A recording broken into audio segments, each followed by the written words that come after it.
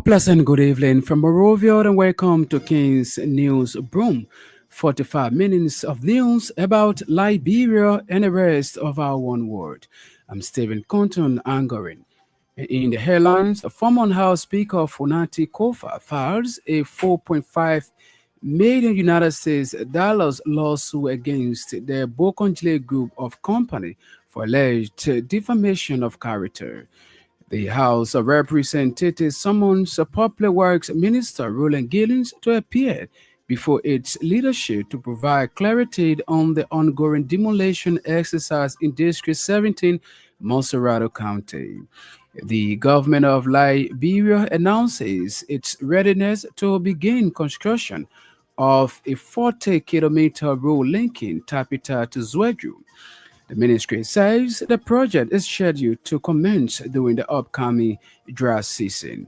And away from home, South Sudan could reject as Vice President's bill to halt murdered and tracing trial. The details of these developments, the news bulletin, and the actual voices of the newsmaker are all packaged. We are taking a very short break to be right back.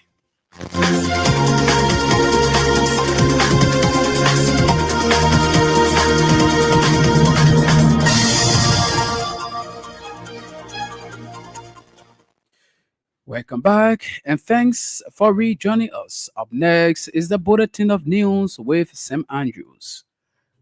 Former House Speaker Fonati Kofa has filed a lawsuit against Bokonjida Group of Companies and its Chief Executive Officer Elton Jones, seeking 4.5 million United States dollars in damage for defamation, economic loss, and emotional distress. Filed at the Civil Law Court for the 6th Judicial Circuit, Monserrado County, the lawsuit accuses the defendant of spreading defamatory and malicious falsehood intended to damage Councillor Kofa's professional reputation and economic relationships. According to the complaint, Councillor Kofa alleges that the defendants made false public statements that suggested he engaged in financial misconduct and dishonesty, which severely injured his public and professional standing. The statements were made with actual malice and reckless disregard for the truth, the complaint noted. Councillor Kofa claims that the executive director of Bokonjida Group of Companies' remarks recently ridiculed him publicly and led to a significant loss of reputation and personal esteem, both locally and internationally. Elton Jones, the second defendant, is specifically accused of making direct references to Councillor Fonati Kofa with the intention of humiliating and economically harming him. Councillor Kofa further in his complaint that he had video and audio recordings to support his claims. The suit outlines in damages 400,000 United States dollars in special damages representing the loss of business relationships and economic benefits of 500,000 United States dollars in damages for pain, suffering, and emotional distress.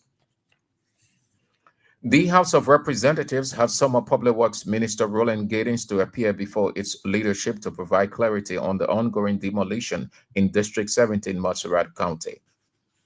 According to a release Monday, the House of Representatives says the decision was prompted by a formal communication from Representative Bernard Blue, informing the House about a 30-day demolition notice recently issued to residents of prefab community. The government's decision through the Ministry of Public Works has sparked concern amongst residents and lawmakers, with many criticizing the decision.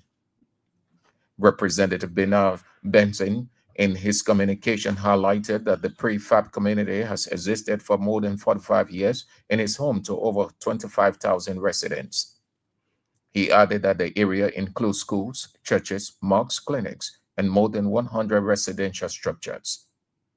Representative Benan Benson further emphasized that while infrastructure development is necessary, the well being and rights of the people must remain a top priority of the government.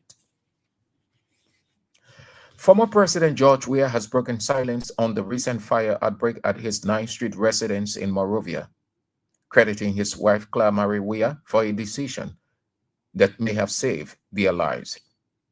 Speaking over the weekend during a service at Fockley Clon Jalala Family Fellowship Church, the former Liberian president expressed gratitude to God for what he described as divine protection. Former President Weah, who served as Liberia's president from 2018 to 2023, said the recent incident is not the first time fire threatened his property. He recalled a previous incident when he was allegedly forced to flee as flames engulfed the house. The cause of the September 24th blaze remains unclear, as the Liberia National Fire Service confirmed it was alighted at 12:48 a.m. and quickly dispatched units from Station 1, later joined by backup teams and an ambulance. However, investigators say they were later denied access to conduct a full post-fire assessment.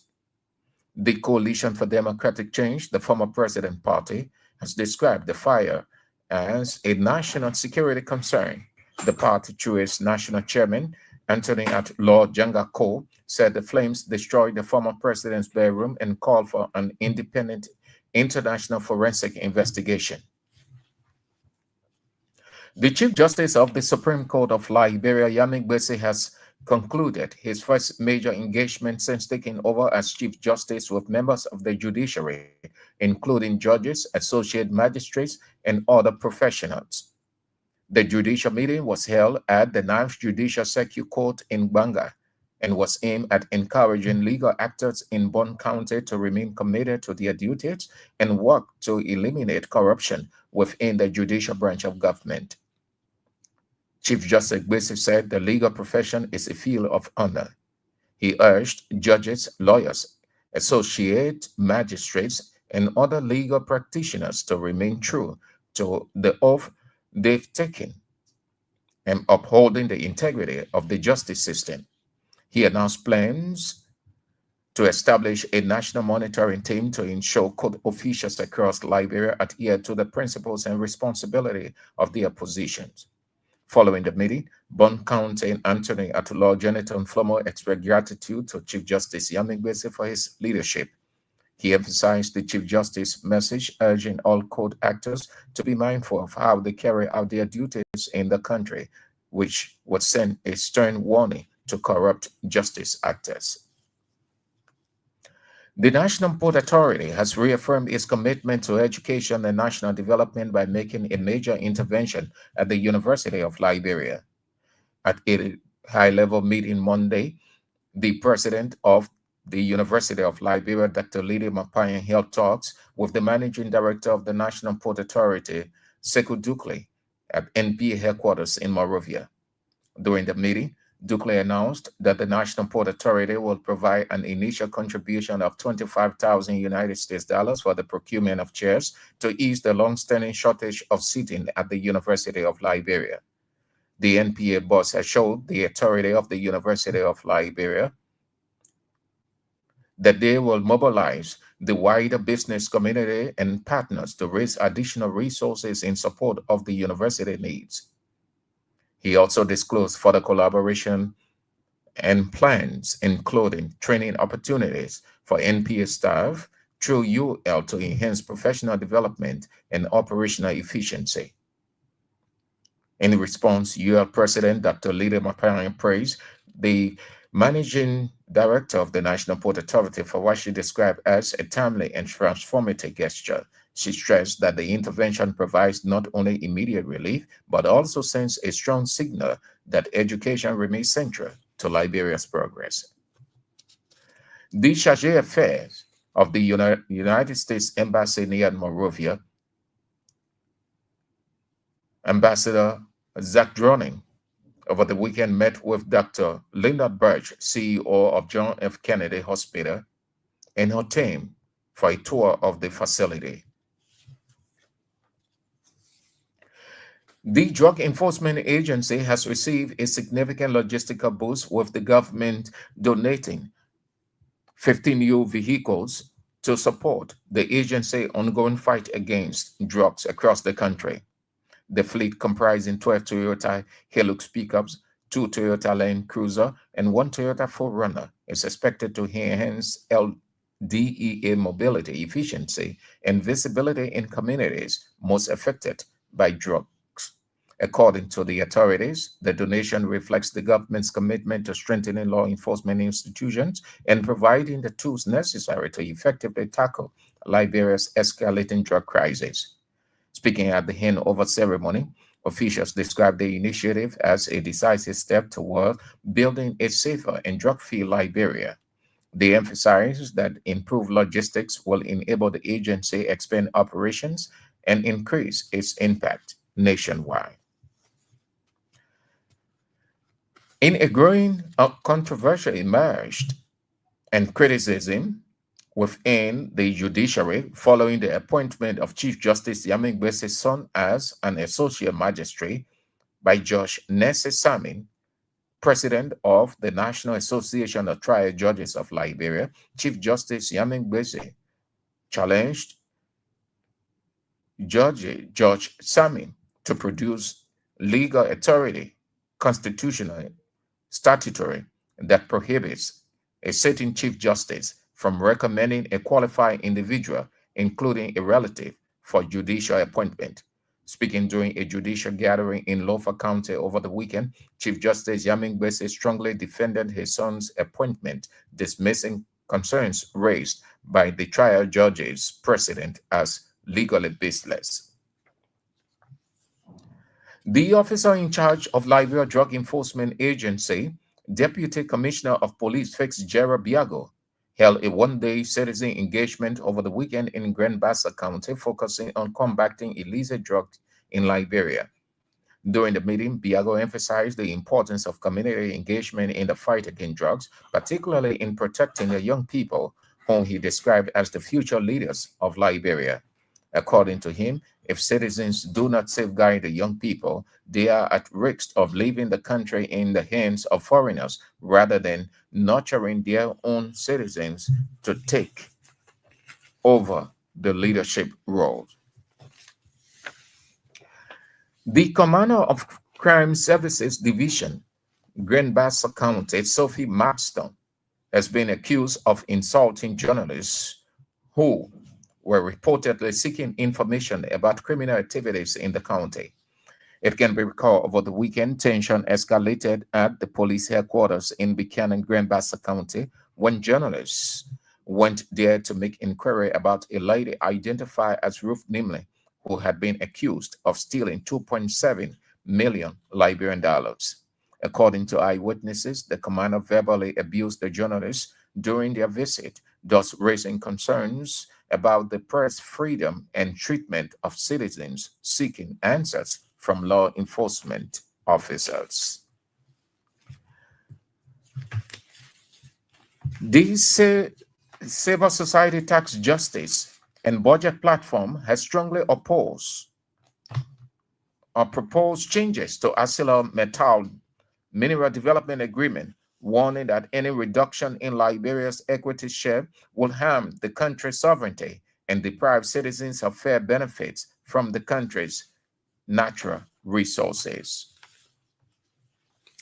And the Supreme Motorcyclist Transport Union of Liberia has criticized the government for launching what it described as a controversial and unfair motorcycle re-registration exercise. Speaking to reporters, the union president Chokon Gray expressed deep dissatisfaction with the process, calling it an embarrassment to thousands of motorcycle riders across the country. He argued that instead of supporting young people and creating new job opportunities, the Boakakun government is attempting to dismantle what he termed as self-created jobs that have empowered many Liberian youth.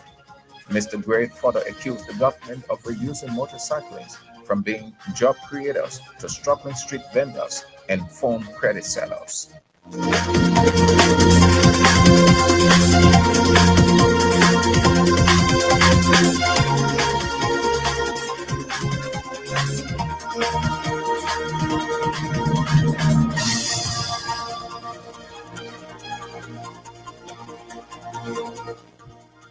Sam Andrews there with the news. About the thing is a regular feature on King's Newsroom.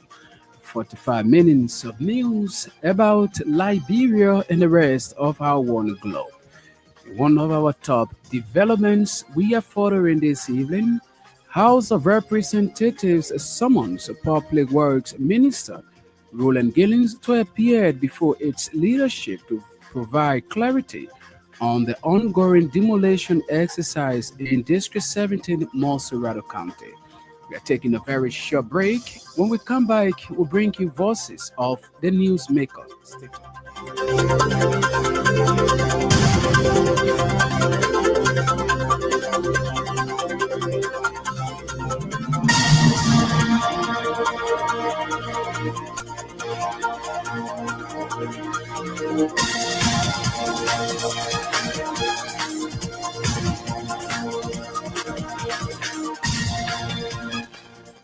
Welcome back and thanks for joining us. Let's now take our first development. Former President George Weah has broken silence on the recent fire at his Ninth Street residence in Monrovia, acknowledged his wife Clara Marie Weah for a decision that may have saved their lives.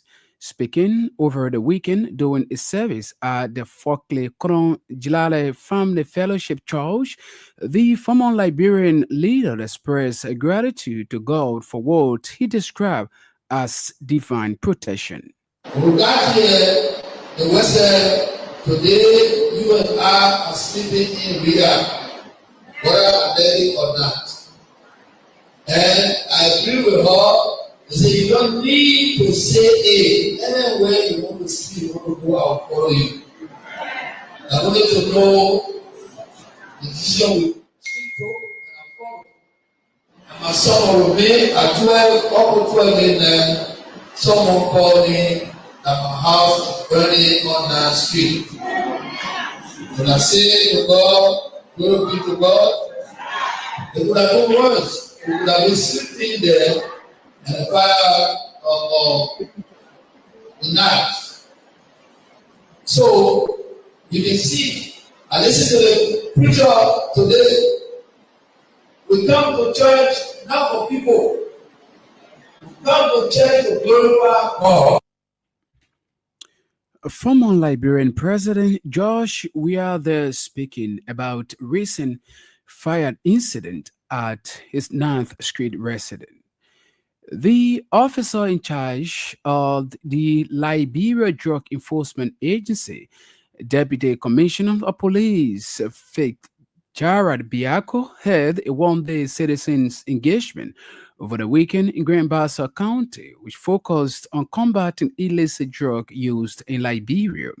During the meeting, Biago emphasized the importance of community involvement in the fight against drugs, particularly in protecting the youth, who he described as the future leader of the nation. According to him, if citizens do not safeguard the young people, they are at risk leaving the country in the hands of foreigners rather than nurturing their own citizens to take over leadership in the future. And right after that, I have a short meeting with the LDA people at their office. And I told the LDA commander that if I leave, if ghetto exists in Grand Bassa, there's no need to be here.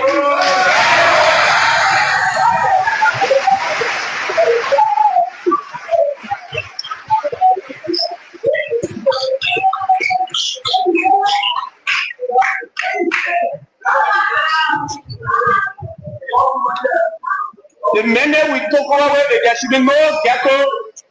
There should be no ghetto exist. The first step is no ghetto should exist in Liberia. And Grand Bassa is part of Liberia. We got FDA personnel being paid by taxpayer money.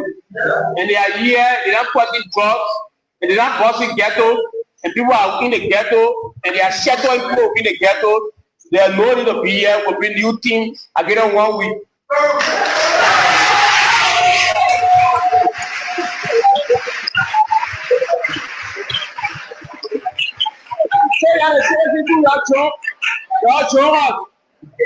show what are the ghetto out?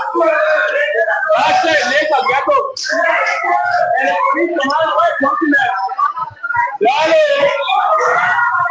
The police commander will supervise the operation the next 1 week, along with the DA. The regional commander is here. They will join operation together. I other men the white shirt with the dark shade that be made to police. Thanks, sir.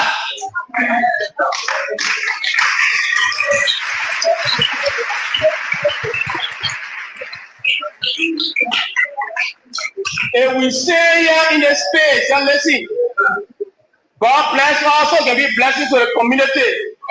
And we say in the space and do not do anything to save this generation, the young people. Prosperity will go up responsible. And Pierre before the judgment seat, don't listen. I'm a black face people where Pierre before the judgment seat. God will ask me when he has the opportunity to provide safety and security for the young children of Liberia. What did you do? So let me do it today. So when Pierre before the judgment seat, I will say, who will Lord and this. In a growing controversy emerged and criticism within the judiciary following the appointment of Chief Justice Yami Gbeze's son as an associate magistrate by Judge Nelson Samin, president of the National Association of Trial Judges of Liberia. Chief Justice Gbeze challenged Judge Samin to produce an legal authority constitutional statutory that prohibits a sitting Chief Justice from recommending a qualified individual, including a relative, for judicial appointment. Speaking during a judicial gathering in Lofa County over the weekend, Chief Justice Yami Gbeze strongly defended his son's appointment, dismissing concern raised by trial judges precedent as legally baseless. He emphasized that his son is a Liberian citizen currently enrolled at the Louis Arthur Graham School of Law, implying that this qualification means the threshold required for judicial appointment at the magistrate level. Few weeks ago, I recommended some maestros to the president. Most of them were law school graduates, and few of them were not law school graduates. Among the maestros is my son, or whether basically, you just completed second year law school, you enter a third year. The president of Liberia appointed these people. I received a letter for honor, capacity as the president, that the president has appointed nominal lawyer as a direct magistrate and associate magistrate, and that was wrong, and that they wanted to intervene, advise the president. Next on Facebook, I saw the press release issue, but I appointed his son, who is not a lawyer, as a direct magistrate. And the judge, so I got friends all over the world, everybody called, what?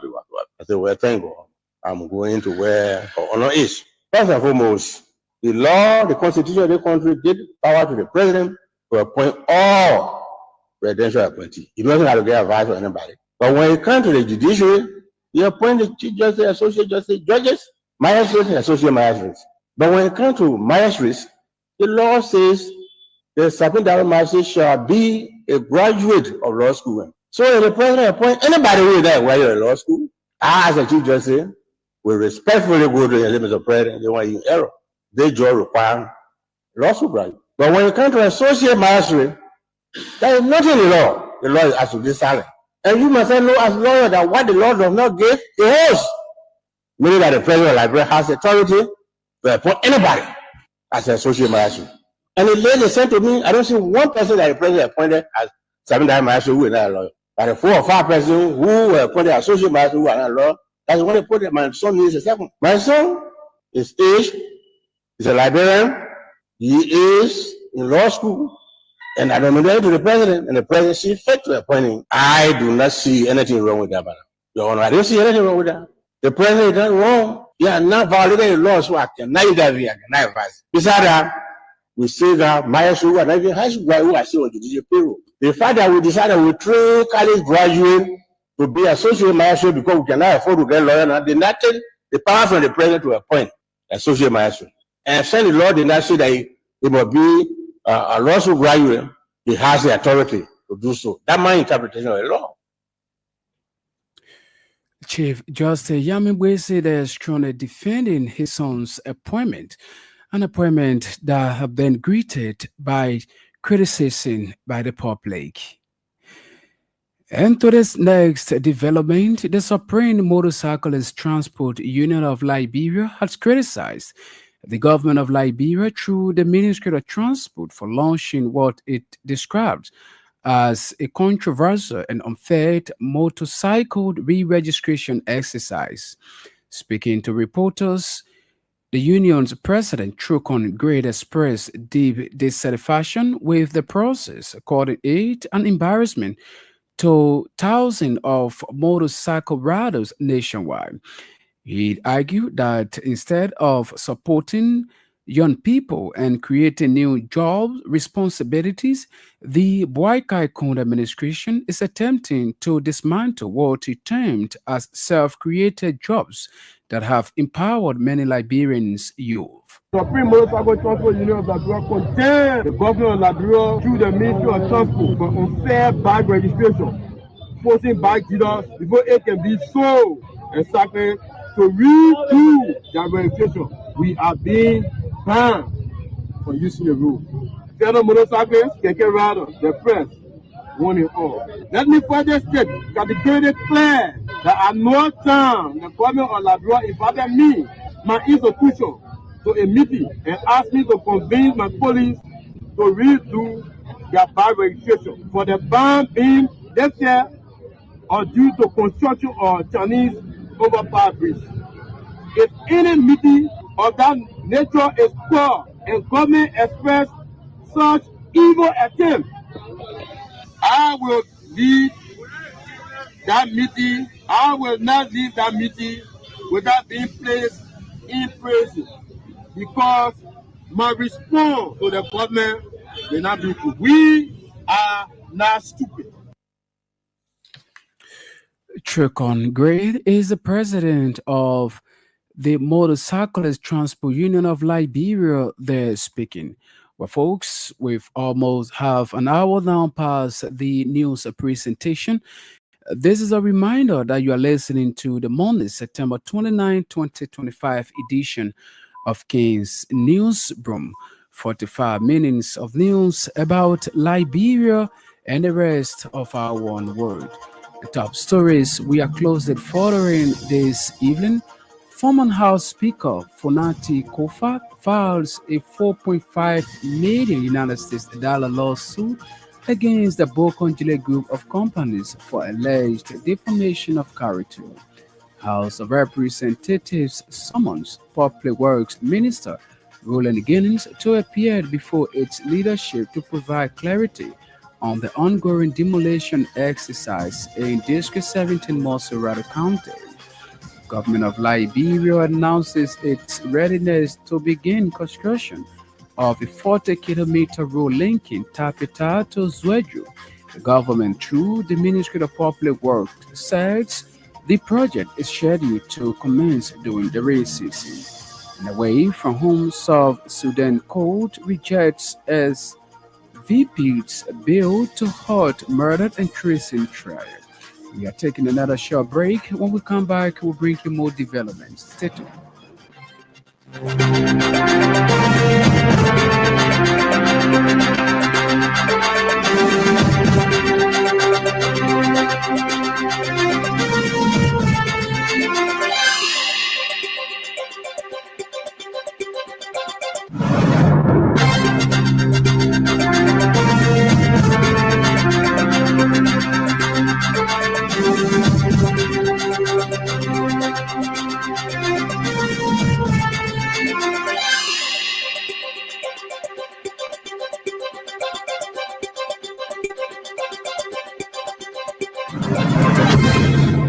Welcome back to this next development. The commander of the Crown's Services Division of Grand Bassa County, Sophie Manston, has been accused of insulting journalists who were reportedly seeking information about criminal activities in the county.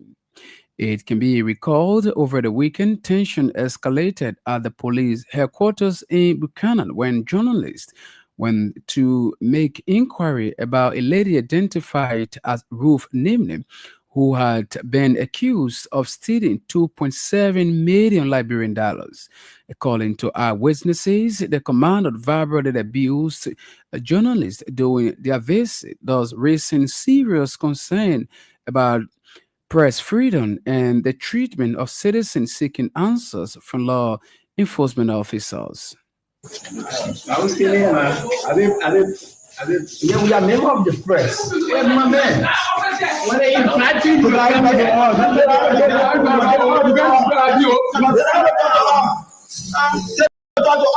anything you want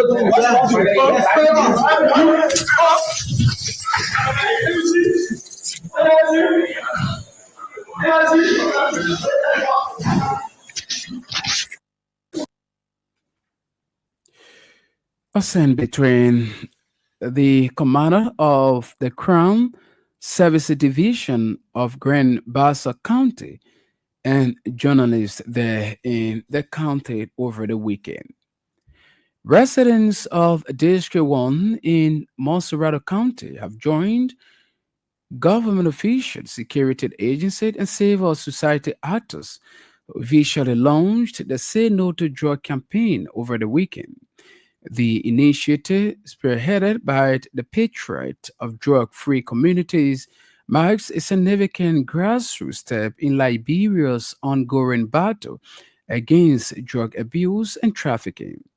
Speaking at the launching ceremony over the weekend, Madam Pauline Zaza, acting chairperson of the Patriot of Drug Free Communities, said the campaign marks the beginning of a movement, not just a campaign, but a movement of recovering, prevention, empowerment, and hope. On behalf of the Patriots of Drugs Free Community, I want to welcome all of you, our partners, community members, you people, law enforcers, religious leaders, advocates to this important event. Today marks a new chapter in our collective effort to fight harmful impact of illicit drugs in our communities. For too long, drugs have been silently destroying families, stolen the potentials of youth, and undermine the future of our nation.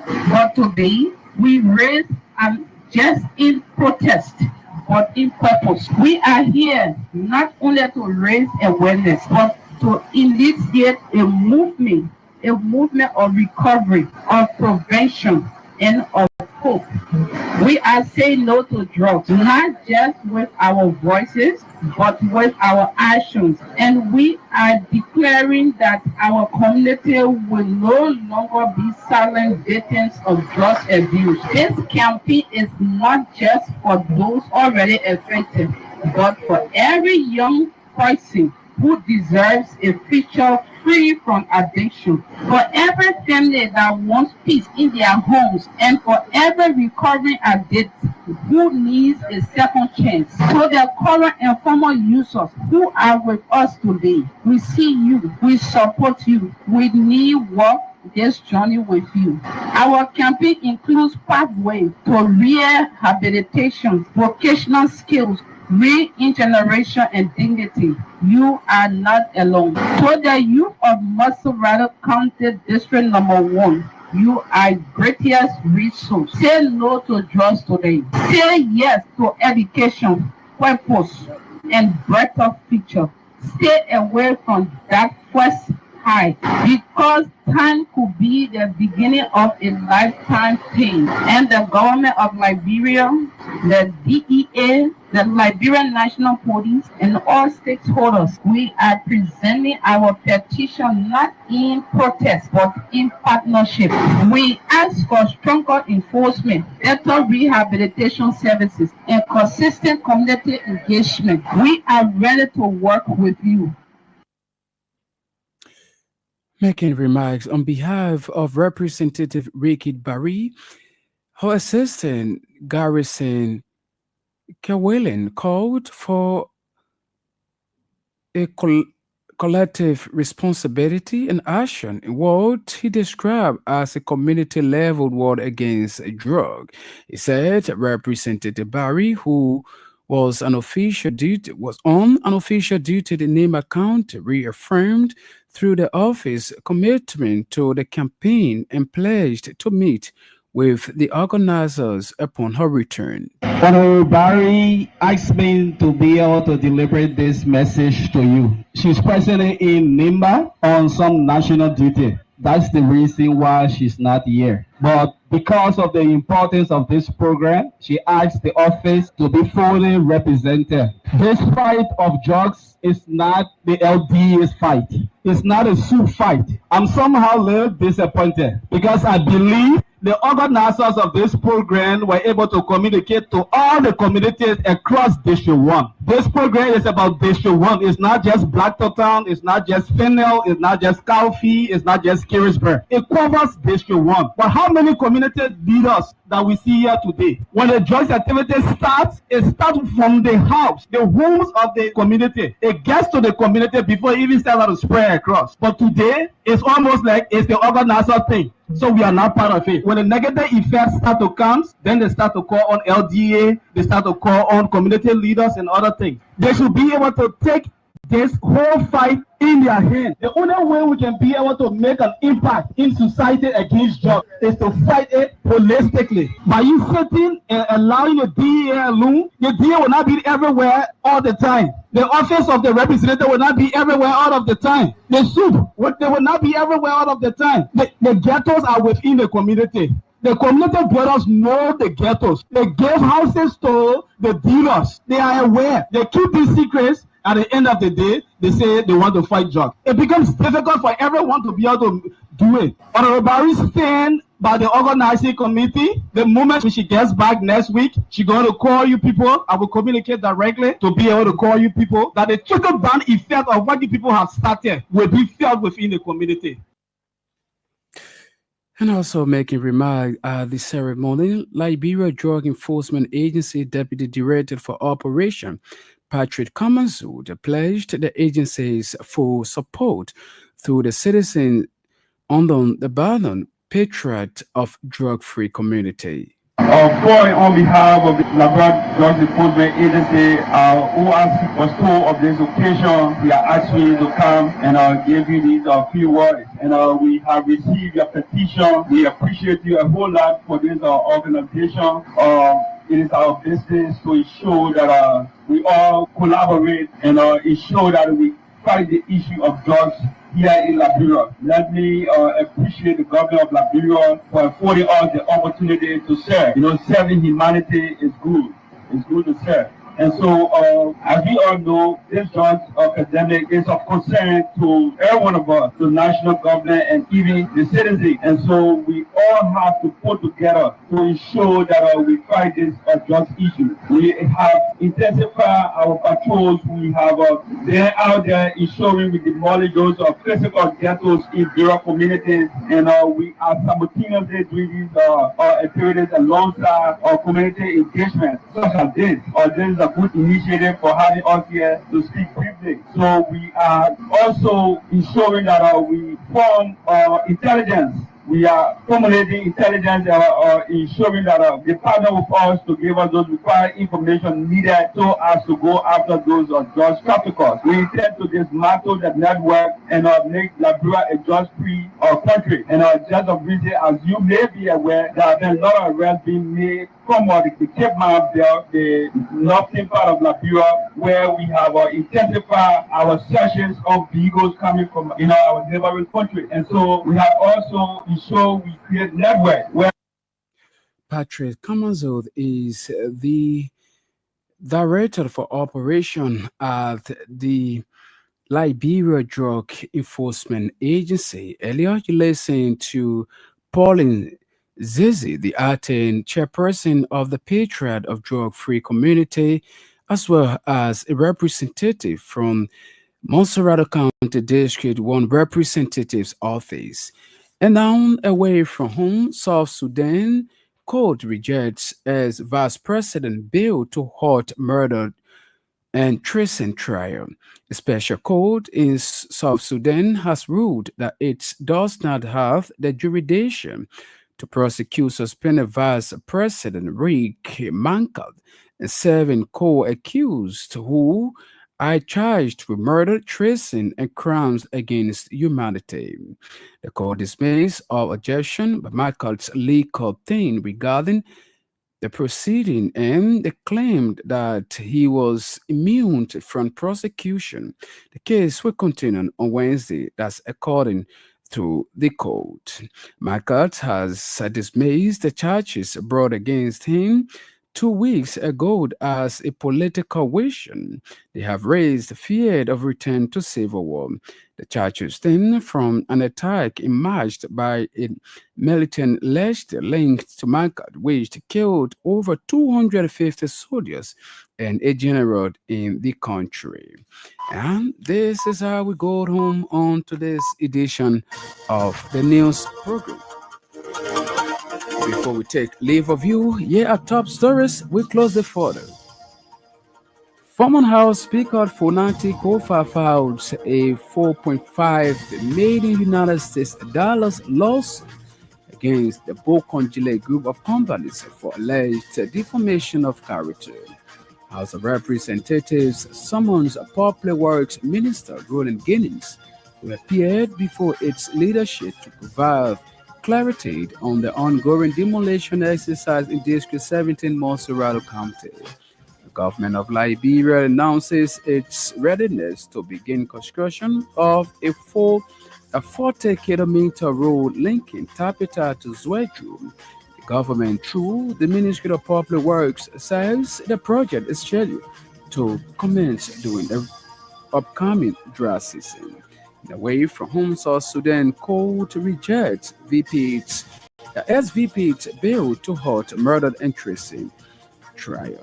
On this note, we like to say many thanks to our news writers, editors for making today's news presentation a success. Sam Andrews was here with the news bulletin, and I'm Stephen Compton. Thanks for listening and watching.